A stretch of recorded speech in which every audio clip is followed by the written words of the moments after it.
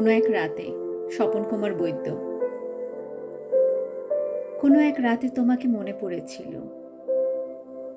আকাশে চাঁদ ছিল, হিমেল হাওয়া ছিল, প্রকৃতি নিস্তব্ধ ছিল। কুয়াশার জলে ভাসছিল সবুজ ঘাস, বাতাসে শীতের আমেজ ছিল। বেড়ালের চোখে ঘুম আর বিলাসী অলসতা ছিল। খেজুর রসের মিষ্টি ঘ্রাণ ছিল। আকাশ ভরা জোছনায় লীন ছিল। আমার চোখে কিছু স্বপ্ন ছিল।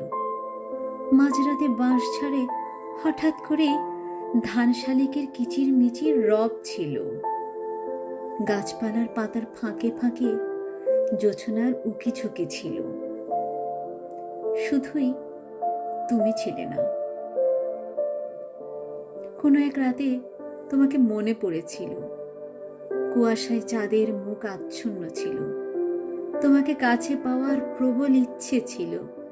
তোমাকে অনেক কথা বলার ছিল। আমার নাকে তোমার গায়ের ঘ্রাণের অনুভব ছিল।